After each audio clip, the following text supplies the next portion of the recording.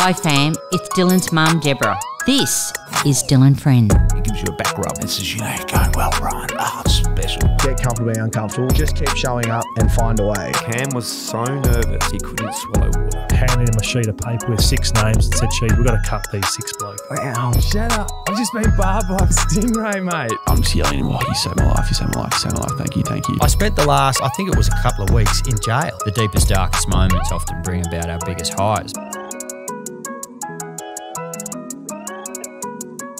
Hey, Brayden Maynard, welcome to the show, man. Thank you very much, mate. It's an absolute pleasure to be on here. It's been a minute. Oh man, it's exciting. I'm so pumped for this. I apologise as well. Like, I am normally so good with my calendar. Last week I had, unfortunately, something happened in a family. We had to postpone, and you've been an absolute legend with your time. So I really appreciate you coming in, man. That's right, mate. All good. I'm very excited. How are you, bro? You look good. You're looking... Am I? I miss that. Like, I can't say I ever had it, but I remember when I played footy, and at that time of the year, pre-season, you're sort of coming towards the end, peak condition. You feel like you're a genuine horse. Like, Yep. you look, you feel, you're glowing at the moment. Thank Do you feel that? Yeah, no, I do feel good. It's a great time to, get around the boys. We do train quite hard at the moment, and it's good fun. Like, everyone gets around each other. We're having real good fun when we train, and you're feeling fit, you're feeling healthy. And then you can enjoy each other's company on the weekend, have a few beers and whatever that may look like. But the boys are looking good. We're fit and firing. I'm feeling good. I'm probably, weighing a little bit too heavy, but I feel like that can sometimes happen at the start of, not the start, in the middle of pre-season. But so I'm sort of making my way around that and trying to, lose a couple kgs, but I'm feeling good. Like, all in all, feeling great, mentally really well. So, yeah, it's Good. well. When you say that as well, like, for anyone listening out there, that's probably more in terms of, are you...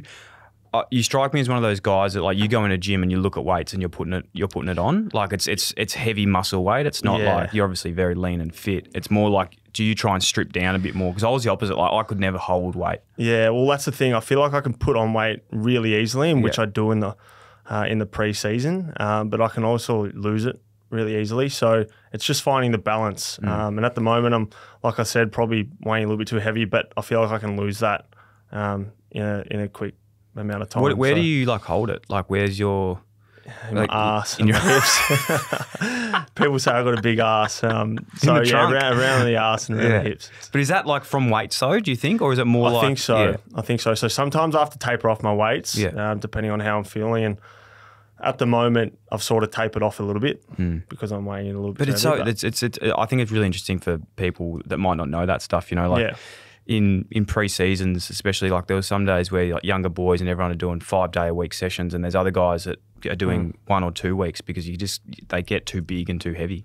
Yeah, exactly right. And I feel like sometimes if you get to those stages, you do need to do some extra working out, whether that's in the water, doing some swimming, extra conditioning. So I've been doing some swimming every now and then on my days off over the weekends in the morning, and I am feeling good, but there's a bit of work to do. It's exciting. You don't want to be primed this time of the year anyway. You want to be sort of working into it. Hey, what the hell, man? I'm so rattled, right? End of last year. So I'm a big numbers guy.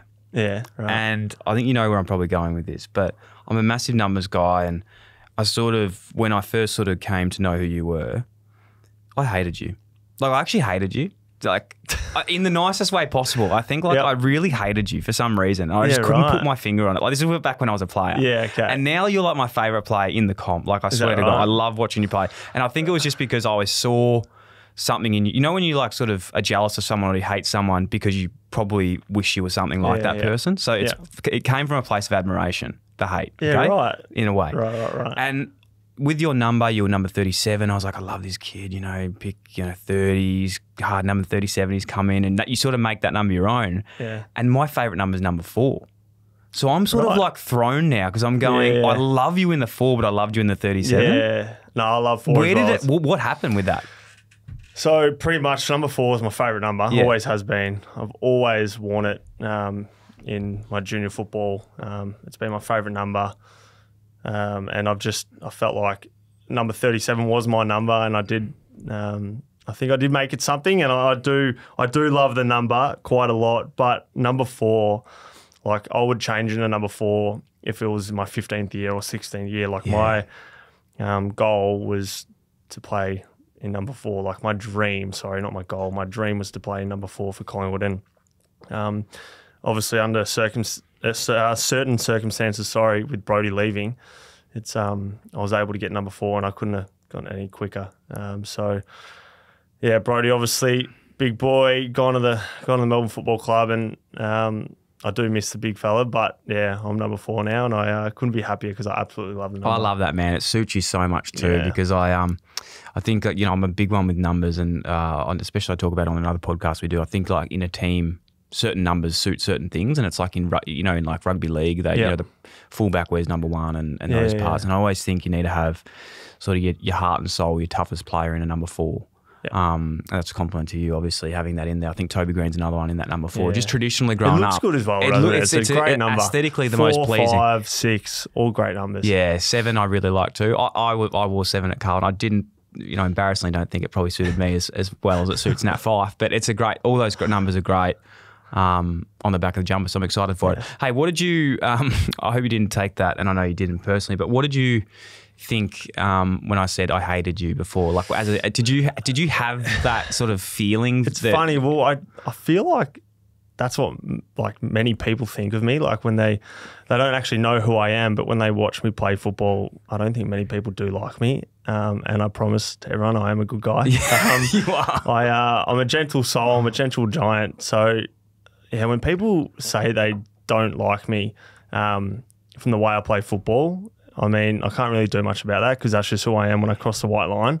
I got a bit of white line fever, that's for sure. But it's a bit of an interesting one and a funny one when people say they don't like me because of the fact of the way I play the game. But it is what it is. I can't really control their thoughts and feelings about me. But all I know is that I am a good person off the field, and I do mean well. Yeah, mate. I think when as we said before, if I say so myself, I think that's where it comes down to, is in that the admiration. It's like you. It's a similar. I put sort of you and Toby in a similar boat sometimes. It's like the player that opposition teams just want, like they love to hate, but they would be first picked on someone else's team, and it's like it's nearly a badge of honour to wear. So I think if you do feel like that, I don't think that people hate you at all, but I think that if there was people out there, it's just because they'd want you on their team themselves.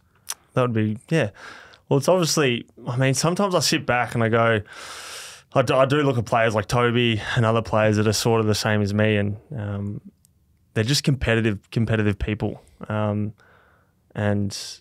Yeah, like when they get out on the field, they're totally different, and it's crazy to see some people go from one extreme to the next, and how that operates mentally. But yeah, I mean, that's just who I am, and I wouldn't change it for any other way. Yeah, it's very interesting because when I think you were young, as I was saying before, I'd said it 16 times now on repeat, but I didn't actually hate you. I was just sort of like, who the fuck is this guy? He sort of come in, this young guy, throwing his weight around. There was this sort of notion of the Rat Pack 2.0 with De Goey, yourself, and Benny Crocker. But the way would that have been a fair representation of who you were at a young age? Like, do you think you were like that then than versus how you are now? Is it a different sort of person? Absolutely. I have come a long way and I've learnt a lot. And when I first got drafted, the list was a lot different. The culture was a lot different. And I got treated probably the right way, even though it was probably the wrong way to go about it in terms of the other player's perspective. But I was sort of walking around. I wasn't arrogant in a way, but I was just going in a way that I shouldn't have been going. I was sort of going out on the weekends, hanging out with my mates too much and just doing the wrong things and getting up to a bit of mischief. And the players got a hold of that.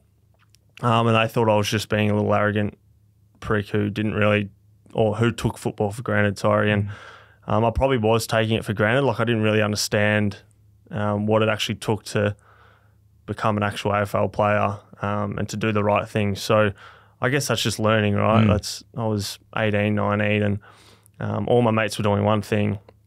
And then I was trying to live this AFL lifestyle and trying to get a game. And I've had multiple conversations along the way with leaders and all that, and I feel like I've come a long way. So I'm really grateful for some of the conversations I've had. Yeah, well, it's incredible, man, because like I think for me on an outside perspective, only knowing you from brief sort of encounters and just loving the way you go about it, like from that maybe, as you said, that you were when you were younger, to then when the captaincy is changing and your name's getting thrown around to be the next captain of the Pies. So we know it's gone the way with Darcy, but is that leadership and that now, like that role responsibility, something that you love sort of being a part of? Yeah, absolutely. And I feel like I've always had leadership in me on field, and I've definitely tried to develop that off field, and I'm still developing.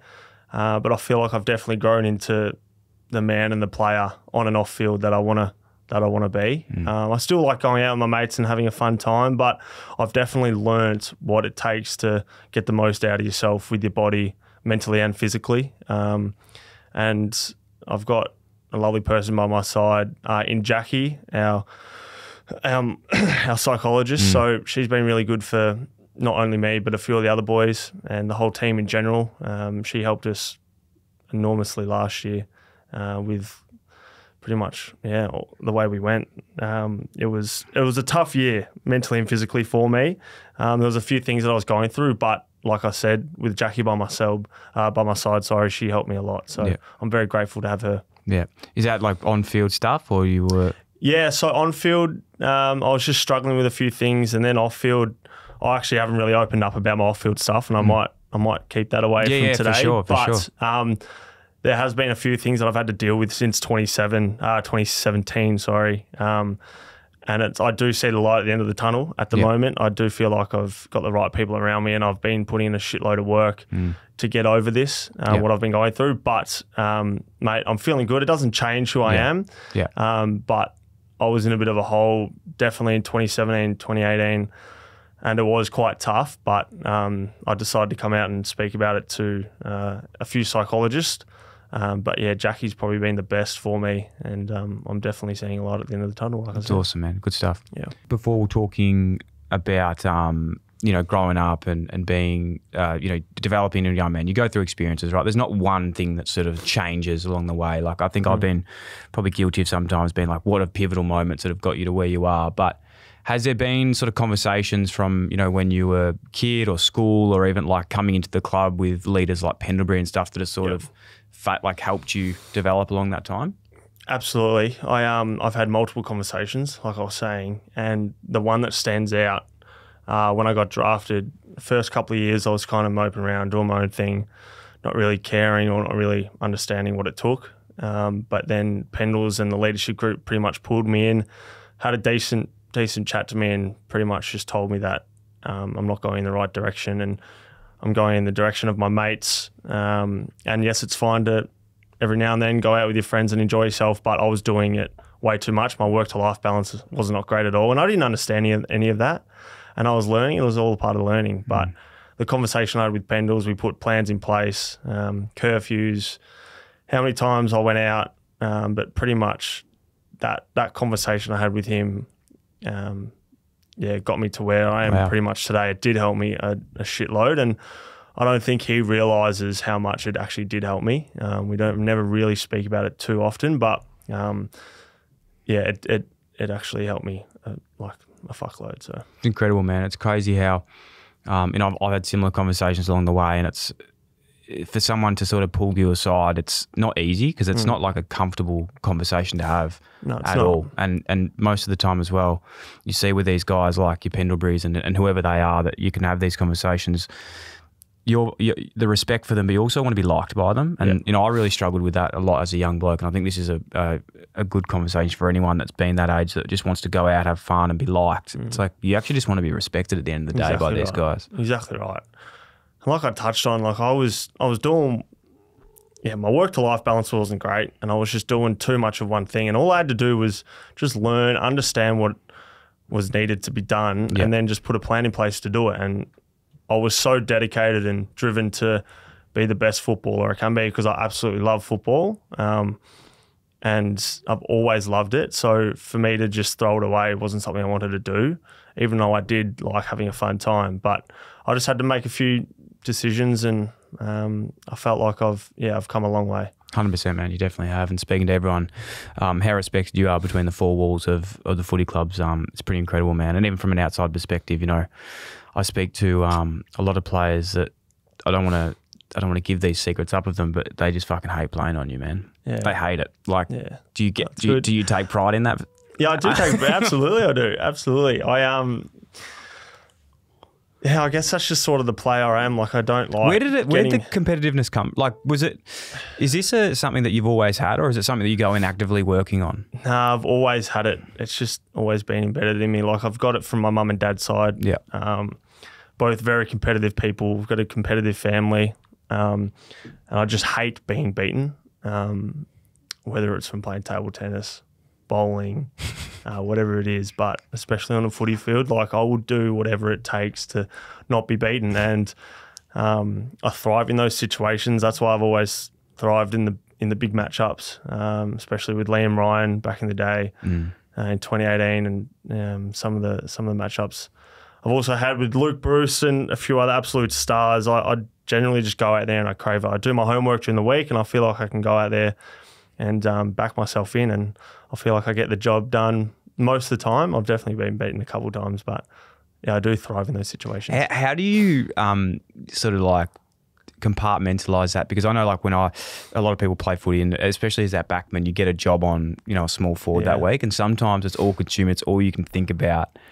For you, for me, that would sort of spring me into a bit of an anxiety, like funnel of just like, fucking hell, this is rattling me, because you know how big the job is. But for you, it sounds like you're like, no, I love this. Yeah, I live for this shit. Yeah. Do you love that? Right. Do you love that? I do. But I do go through a bit of like the whole week, you do think about it quite often. And like we're a team first sort of mentality, and team defense is what we focus on. It's not one-on-one. It's one in all in, sorry. And so we don't have any one-on-one matchups, but sometimes I did get the role to have a one-on-one matchup, but that doesn't mean I focus on him the whole game. I can go off him, I can do my own thing, but it's just when they're coming forward and they're trying to find that opponent, I've got to be near him and I've got to be playing on him. So I felt like I did it pretty well, but there were a few weeks where I had massive opponents and I did get quite anxious, but like I said, like I go into the game knowing that I've done all the homework, and that's why I do love footy so much, because I love getting to work. I love knowing what these opponents do week in, week out, and how they go about it, how they kick all their goals. So yeah, the homework I generally like doing. So is there mentally, are you able to give anyone credit yet while you're still in the career? Because you're still coming up against these guys. Would you be able to say who are some of the hardest players to play on, or do you still want to keep that? No, I've always said Luke Bruce is probably the hardest player I've played on. I did play on him when I was in my first sort of couple of years, but he's always been sort of the toughest opponent. Why? Because isn't it so interesting? Like he's just always on the move. Always on the move. He's not so the pace. smart. It's more just he's just smart. times. Yeah. Where he places himself contest to contest, he just seems to always lose his opponent, and that's what I felt like was happening every time I played on him. Like he would just lose you, and he was so smart, and he was a part of probably one of the best teams ever. So he had really good players around him, and he just knew what they were doing at every second of the game, and trying to keep up with that was really hard. And then he could finish. Like he was such a good finisher. So wherever he got the ball, he could kick goals from. So Luke Bruce. Then obviously some of the bigger dudes like Buddy Franklin, but I haven't really played like a full game on them, whereas Luke Bruce was probably the main player that I've always had trouble with. Like I said, I thrive in those situations. I love it. What was that like lining up? Because you went to Buddy in the prelim. Yes, I did. How was that? Like that was all, like to have the confidence from the coaching and yourself and the coach staff to go like, no, we're putting Bruzzy on Buddy. Like that speaks volumes. It gives me a lot of confidence, but really it's just another job I've got to do. And like I said, we're a team defense, so I did have a lot of help from other blokes, and us backline, we protect each other, and we do have a really strong backline. And if I am getting beaten, maybe we change up the matchups, whereas sometimes how we can play on him. But yeah, I feel like when I get those jobs, especially on the bigger guys, I really have to throw my weight around a lot more than I do with the smaller guys, because these guys are bigger than me, stronger than me. But yeah, I just find like I find a way to get it done, and that's the competitive side of me. Like I hate being beaten, so I'll just do whatever I need to do to beat these guys. Mentally as well, like going into these games, like you play on such different opponents, right? Like some... like the niggle, some don't like the niggle. That sometimes the niggle gets them off the game, and then sometimes the niggle can actually bring him into the game. Yeah. Is that something that you found is like a little bit of a tidbit like on a special trigger? guy? Yeah.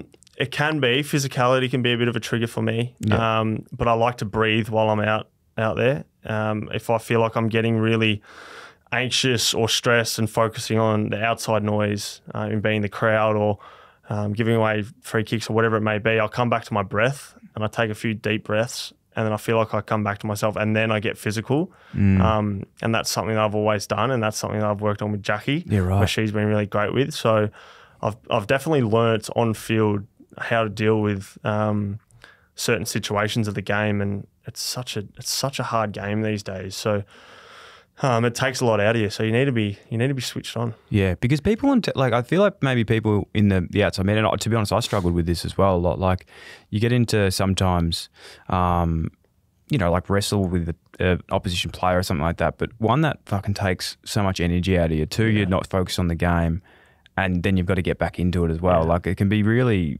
But then again, it can also be a tactic to get that person out. So there's so many different reasons it's all going on. My chat's shit out. So I've got the worst chat. You got no chat? I've got no chat at all. I just call people. I actually won't say it, but I've got the worst chat. It's actually quite embarrassing. So that's why I just stick to the physical side of things. That's all right. We can deal with that. Yeah, we can deal with that. Speaking of that, so like first few years, obviously locking down, playing defender, but now you're one of the most lethal kicks in the comp. Like your left boot's absolutely fucking unbelievable.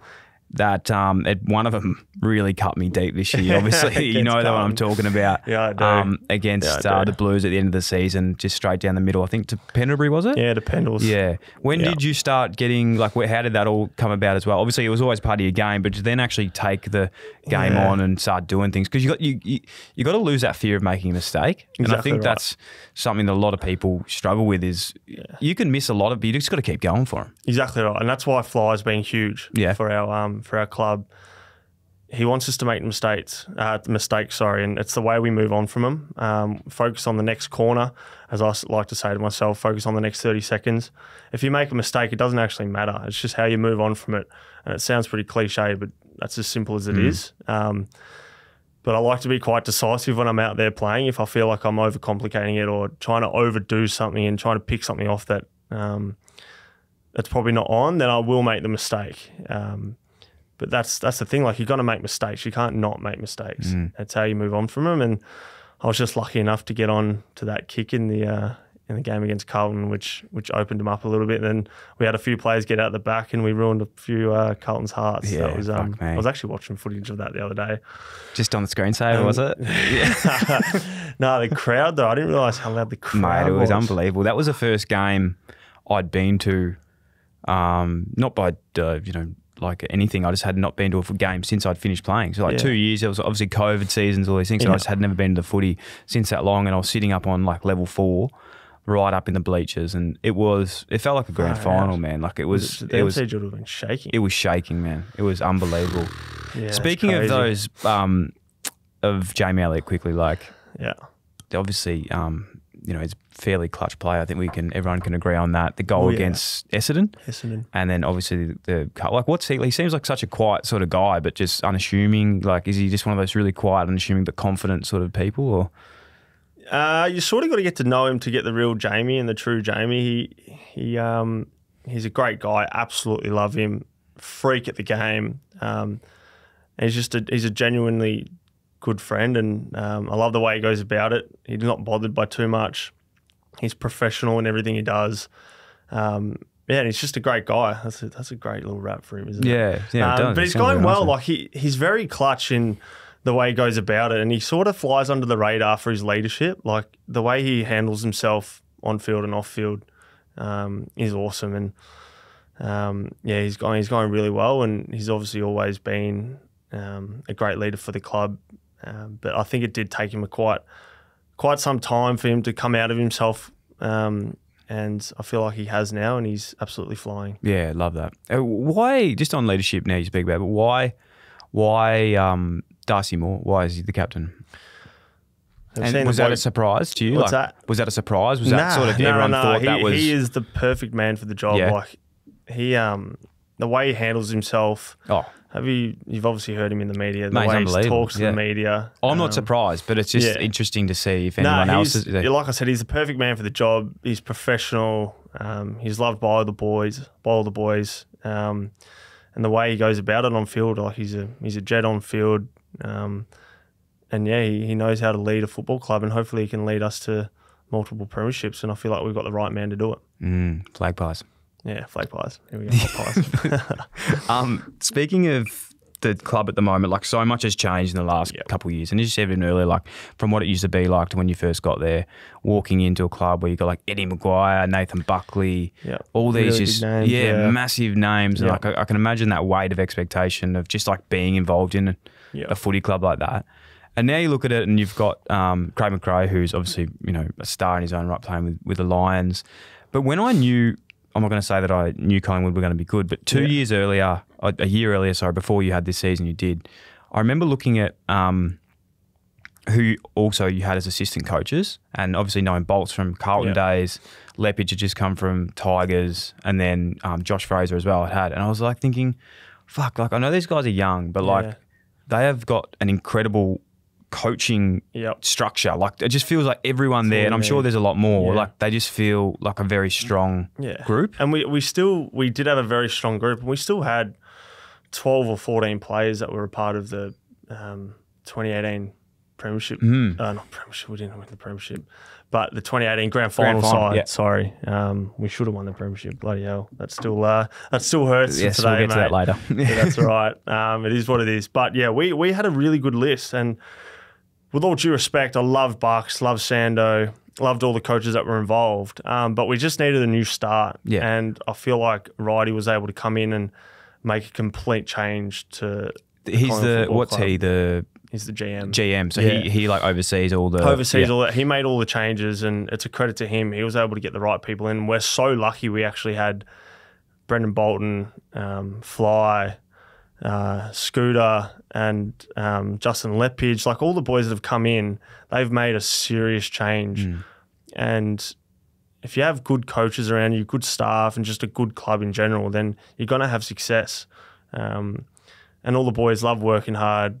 We had a new head of fitness come in who's made us really fit. So the boys are fit and firing, and the club's definitely changed quite a lot to what it was. Yeah, it's like I just remember thinking the decision of putting a new coach in after Buckley was going to be massive, because you had this club that's gone, Eddie Maguire, Mick Malthouse, Nathan Buckley, and you expected that next name to be something big. Yeah. And the decision that was made, it was just it seemed perfect now looking back. Like, well, he has got a big name. He does. Craig McRae, he's won but you know what I mean? It wasn't, But people were thinking, oh, wow, like, so not who is this guy, but they definitely had it was always going to be a hard act to follow, I think. Like, exactly right. But he's come in and he's pretty much planted the seed with what he wants from us, and we've been able to deliver it. And the way he coaches and the new game plan, we're all on the same page, and we're absolutely flying at the moment. I'm bloody excited to see what we can do this year, because I think people are doubting us.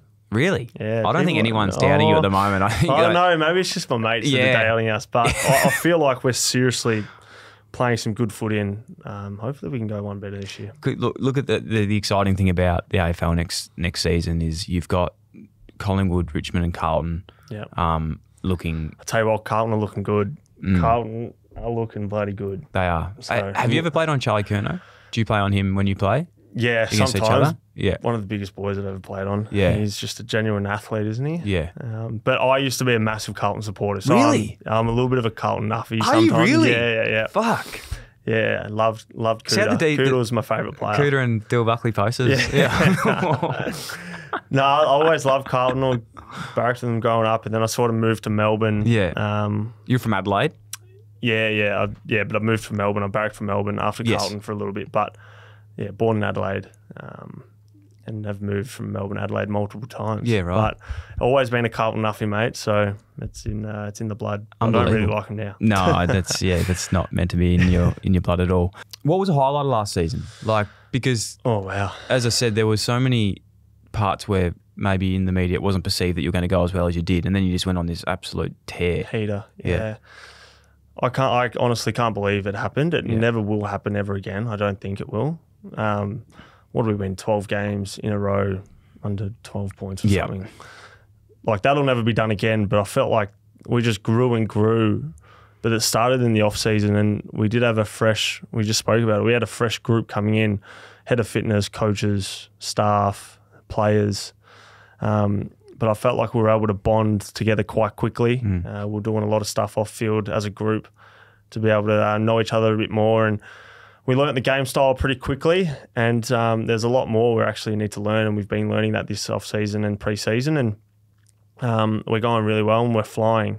But last year, winning 12 games in a row, making it to a prelim, with first year with a new coach, new coaching staff, it was unbelievable. And some of the highlights that I've actually rewatched is, I can't believe, because in the moment you're like, this is unbelievable. I can't believe this is happening. And then you sort of go back and watch it and you're like, far out, it actually happened. Yeah. Like, especially the games with Jamie kicking the goal after the siren, the Carlton game, even a few of the other games like against Gold Coast up there, Adelaide. Just shouldn't have won. In Pendles' 350. Like games that we were behind, most of the games we went into the fourth quarter 20 points or more down, and we just found a way. So the grit and the determination from the boys was, unreal. It's elite. Now, you don't have to answer this because I suppose it's into tactics and whatnot, but I remember when Bolts was at Carlton, one thing that he took from Hawthorn, I think, that was like really, I'd never really even heard of, but it was like situational training. Yep. And a lot of clubs do this. It's not like a one-off thing, but it was really about, okay, hey, we're 5 points down in the last quarter. What do we do? And it's putting yourself in those situations so that you know, fuck, all right, well, we need to score here. We need to hold on to the lead. And like not a lot of, local clubs or anything would actually train those types of scenarios of like being down, we're back 50, got to get kick in. What do we do? Is that something that's like prevalent? Absolutely. Excuse me. Yeah, absolutely. We train that flat out during the year. Certain situations of the game, I'm obviously not going to go too deep into it, but we trained it all year, and that's why I feel like that's why we were so good at it, because when push come to shove and we were down 5 points with a minute to go, we knew exactly what we had to do, and because we'd trained it so much, we do repeat ourselves a lot during the week with game plan, being in certain situations, but you got to be repetitive to get the outcome, and I feel like we were doing it so much during the week, and then it was happening in the game. It just literally was always happening. We just knew what we had to do, and we got it done. So, well, it's even like we spoke about your kick before down the middle. That as instinctual as that was, that's the game plan. Yeah. Like that's what you have to do. Well, is it? No, we went off the sheet there. I guess it is what it is. Like our coaching staff, that's why they're so good. Like I feel like in my first sort of 5, 6 years, we didn't really have any game plan around like those certain situations and times in the game. What do we do? We didn't have people that were all on the same page, but I feel like everyone is so clear with what we had to do. Yeah. And the coaches were great with us, and they're teachers like Fly and Bolts. They're great teachers of the game. So I absolutely love who we have in at the moment, and we're going well. Yeah, it's exciting. Talk us through some younger players that we might see this year feature that people might not know about. Like, who are you excited for? It's a good time of the year to sort of see like people coming through, or even older guys that have changed and you think that, might be in for a big primed year. Obviously, everyone knows this bloke, but you can't go past Nick Dacos. Like the way he's come back in. I can't believe I've ever thought it. I know. That was one of the most fucked things I've ever seen, I reckon. Yeah, like, he's crazy. The way he's training at the moment, and he's saying, put me in the midfield. And I saw that clip the other day. I don't even go for Collingwood, and I saw that clip the other day. And you honestly just have to put him in the midfield. Like the way he trains and the way he goes about it for a second-year player is the best I've ever seen. Like he's tough. He's so skillful. He's unbelievable to watch at training, and it's a good little rap for you. But I love the way he goes about it, and he's so professional. The way he hits the gym, the way he trains. I even went into the club on my day off today and saw him kicking with his brother and their mate, practicing snapshots and all that stuff. So they generally love it. And his brother Josh, they're both killing it. So they're going to be they're already Jets for the club now, but they're going to be future leaders and legends of the club. How cool is it? Like, have you seen that? Josh obviously on his trajectory, like already been a star player, playing like how good he was on the wing. I think he was in the All-Australian squad, but now having them both there, like pushing each other to become better. Like it seems like there's a bit of that. Yeah, there's a lot of competition between them both. always at training, goal kicking comps. Everything's a competition, which is quite funny. And they always have a ball in their hand. Yeah. And that's why I think they're so skillful, because meetings, just walking around the club, they always have a ball in their hand. Yeah, it's quite amazing, but it's that's what I guess what you have to do. 100%. Just on Nick Dacos, I think it's incredible, and we speak about this before about, you know, the first impressions of young guys when they come in confident. Like that was similar to, as you're saying, maybe how people perceived you when you first came, but now I feel like we're getting a lot better at respecting that and respecting coming in confidently. Like absolutely, how good the culture in general, and I feel I'm not too sure what's happening at other clubs, but I get the feeling that it's changed a lot since my first year in 2015, 2016. The way people are perceived and seen has changed a lot. People are allowed to come in and be themselves. I mean, if you do come in and you're being a bit over the top and you're not making the right decisions, you will be pulled in the line and had to chat to. But at the same time, you can come in and you can be yourself, and there's no one around the club is putting you down or letting you down. And it's great to see, because back in the day it wasn't that great. Well, yeah, that's at every club, mate, and that's very similar to what it was like for me at footy clubs all over the place. But I think it comes back to that age-old thing, and this really hit me. I think, like I was reading this book that it's probably the only book I've ever read, and I quote it nearly every week. Darcy laughs because I quote this book. So it's the only book I've ever read. It's called The Mountain Is You. The Mountain Is You, and it talks a lot about like not hatred towards other people, but like jealousy and stuff like that. And a lot of the time, that is just a reflection of that they're doing something that you wish you were doing yourself. Exactly and that's what happens with these young guys. They come in, you feel threatened, people feel threatened. It's not their club. Like that's what it is. But now you go, no, like look inside. This says more about me than it actually says about the person that it's involved in. And some of the stories I've heard from even before I was drafted, like some people getting there, like they might say something, they might do something that they shouldn't, and it's just like a bit of a war starts. Like someone will get all their stuff taken out of their locker and thrown in the pool, or for just being a first year, or whatever it may look like. Like those stories that I've heard, I'm like, how did they allow that? Like, how did that actually happen? So it has come a long bloody way, and a lot of respect to Brodie Grundy and a few of the other boys that are in the leadership group that helped change that culturally. When Brodie was in the leadership group, he did do quite a lot of work with that. So he's probably one of the main reasons why that has changed. So, respect. Yeah, huge. What about younger guys that we might not have even heard of yet? Obviously, right. So got posters of him on the wall. The new draftees are going really well, training the house down. Ed, Jacob, Joey Richards from Wangaratta, who actually played in the premiership with Ben Reid last year. A few other boys, Callum Moore, played with Callum Moore in the premiership. But Ed Allen is training the house down. But I feel like our recruiters have really got a good bunch of lads in, and they're training the house down. So there's no real individual standouts. They're all training well. It's good. I like that. Yeah, keep them on the wraps. It's great. You were saying before, and that I hope that you weren't joking, but you listen to a couple of the pods, which I do. That's very heartwarming. I do appreciate that, because back to I don't want to keep harping on this, but do you know how fucking much when I first started this, I used to think, oh my God, I would have thought, who's going to listen to this? Is there anyone, like back to this impression I had of each other, I would have thought, man, Brayden Maynard would fucking hate me for doing a podcast, and then to find out that you actually listened to it. Well, I never actually ever really listened to podcasts. Yeah. And I've been trying to find the right ones, and I always go through, obviously, who's being interviewed. And I came along with Dylan Friends about a year or two ago, so sort of recent. Yes. But yeah, love the M. Murray one, the Chris Judd one.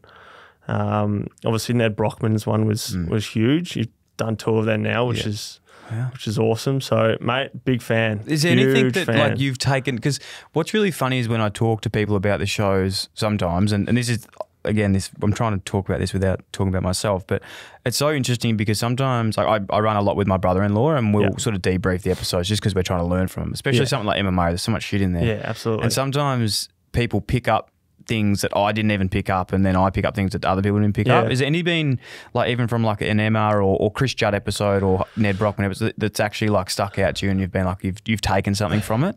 Yeah, there's been a couple from Em Murray's podcast about how to handle things and move on from things, but there was one thing I saw the other day.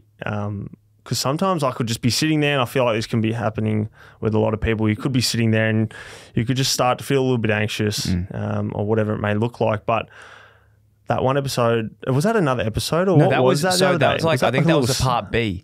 There's part a part A, part right, B. Okay, yeah, so it might have been part it went B for that like I saw. 3 hours, the chat. Yes, because I did see a sort of teaching you what to do when you start to become a little bit anxious or you start to overthink, and it was standing there moving your head from side to side.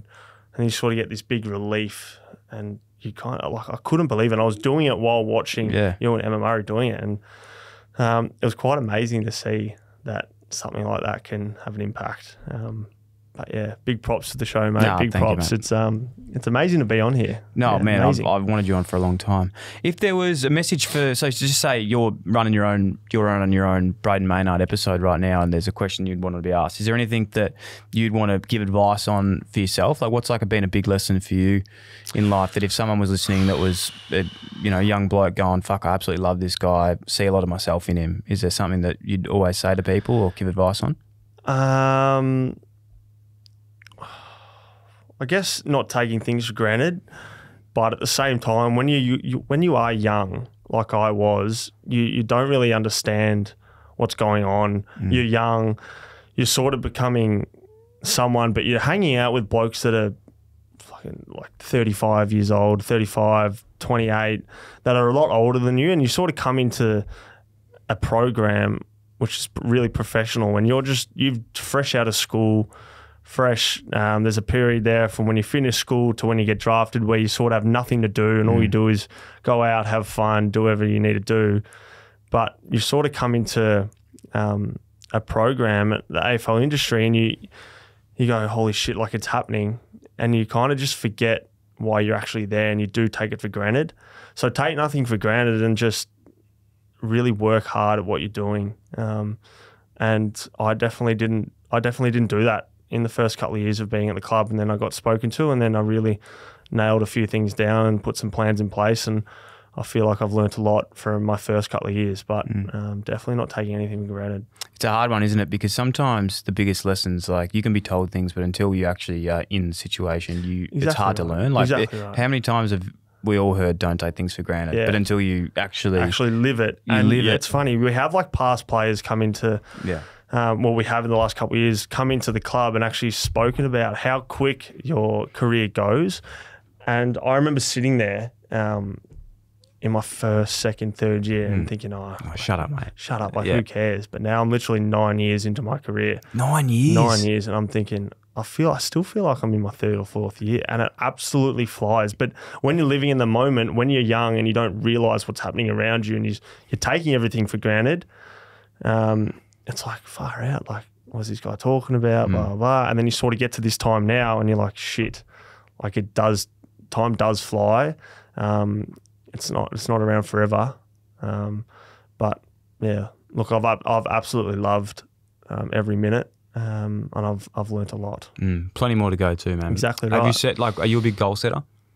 Or are you like a vision guy or anything? Not really, no. I sort of just like to put in the work and whatever happens, happens. I mean, I do like goal setting. Like there has been times in my career I've had to set goals with certain things, but I'm not always setting goals. Yeah. No, it's I don't good. like putting a ceiling on things. Yeah. I feel like if you can just keep achieving things, putting in the work, getting better every day, as Fly talks about all the time, getting better every day, I feel like the outcome will come, and then some. There was funny. I reference a lot of TikTok videos, and I was going to say I heard this quote, but it wasn't a TikTok video. It wasn't a quote. It was a TikTok video, and it was from Bobby Lee. Do you know Bobby Lee? He's like a comedian.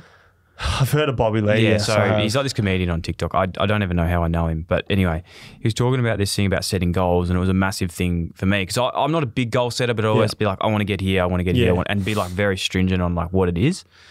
And he said this awesome bit of advice that he once received was never set goals that are too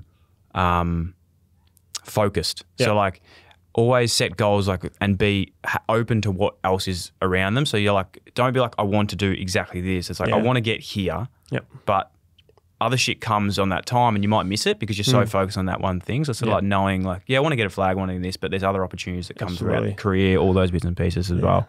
And it's all the little 1%ers that you're doing every day to actually achieve them.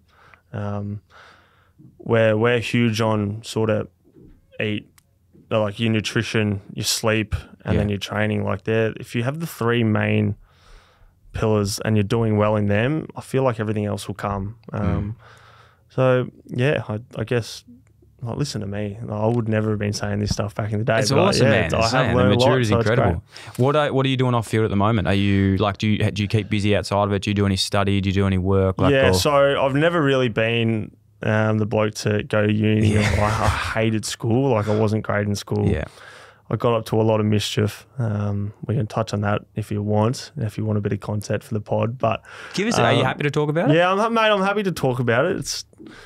It is a little bit full on, but it is quite funny at the same time. Like I was a bit of a rat back in school. Like I got in a lot of trouble, especially through sort of year 6 and 7. I was always, because my family has always moved from Adelaide to Melbourne. We've moved multiple times. So I was never really settled into a certain school. So I was going through sort of year 7, 8, 9, 10 and always moving schools. And I never really knew what I was doing and what I was about. And like in year 7, I got suspended. You don't know who you are. I don't know who I was. And I finally, when in year 8, we got to Melbourne and that's when we settled at DLAR and in Melbourne.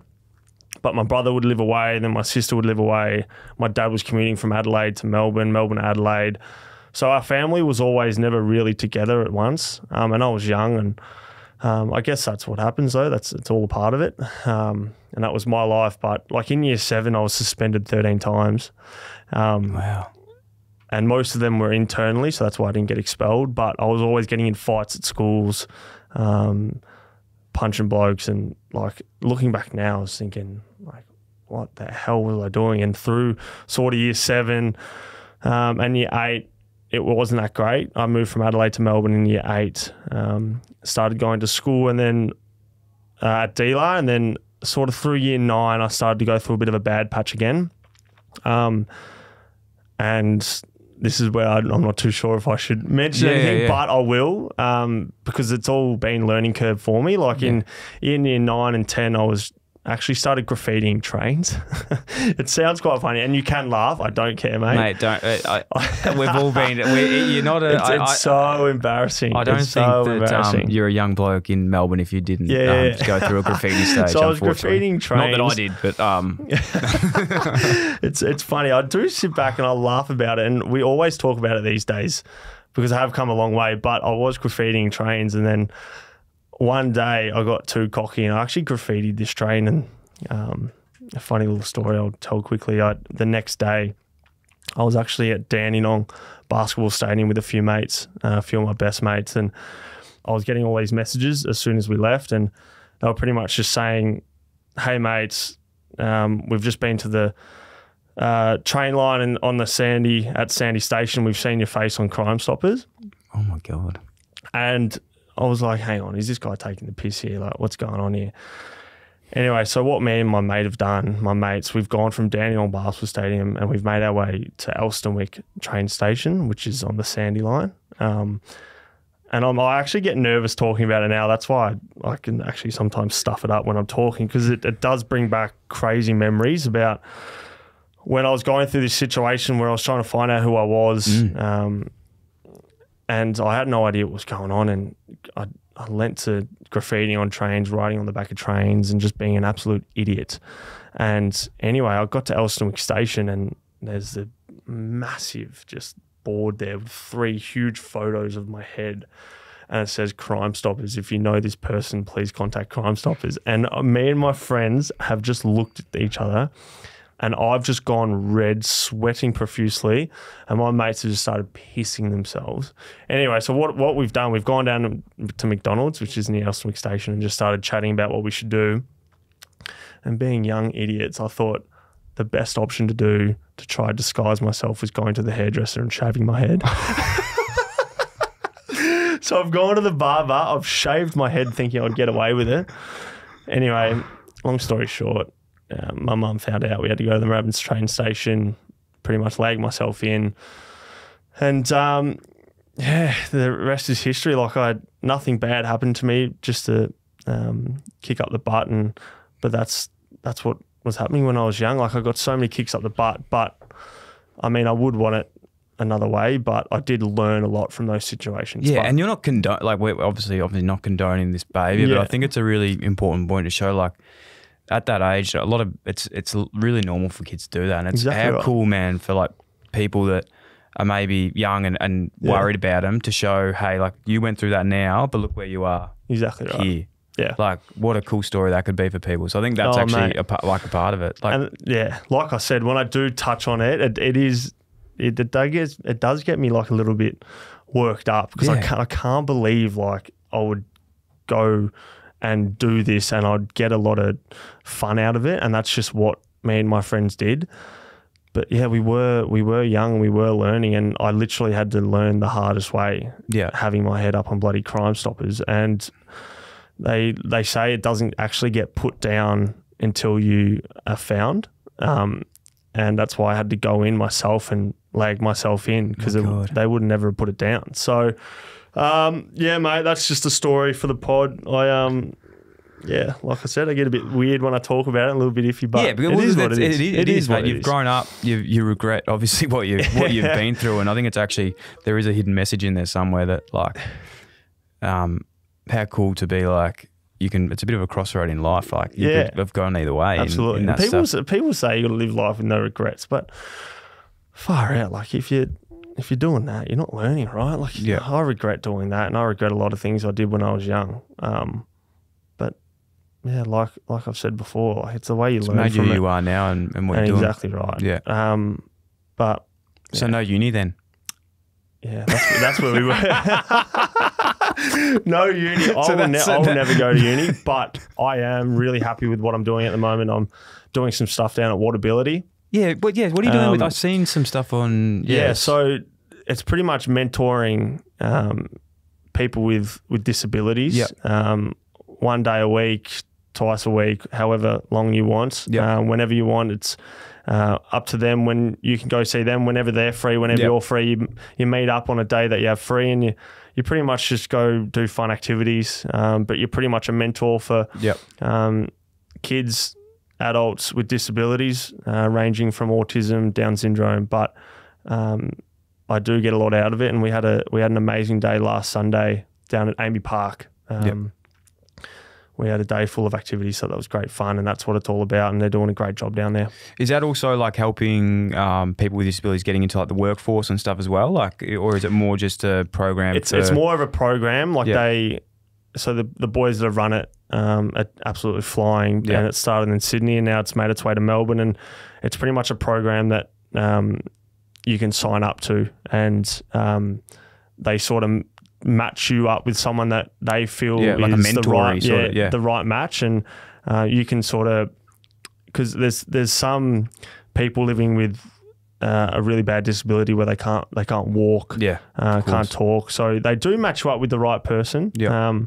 But mate, it's such a great experience, and you do look at it, and you do smile at the end of the day, because you do see the smiles on these kids' faces, and it's quite amazing, and it does put a massive smile on my face. So I love doing it. That's awesome, man. Props to you. That's great. And big shout out to Waterability as well. If you want to get involved, I'm sure they'll have a website we can pop up for anyone else out there. Hey, just quickly off the field as well, getting to know you a little bit more. Are you like really into candles or something? I love my candles. I love my sprays, my bed sprays. Are you like an Aesop sort of man, or like have you like a diffuser and stuff? Yeah, diffusers. Yeah, I've got a diffuser in my car. How good are diffusers? Diffusers are the best, but I do get quite a lot of shit given to me, because I actually keep a diffuser in my car when they're meant for houses. So you get into my car and it's just like, whew, it's just like really, really potent. You don't strike me as this sort of like, no, but you actually do now that like, you're a very clean cut, handsome young man. I am. You are? Yeah, not handsome. I wouldn't say handsome, but I'm very clean.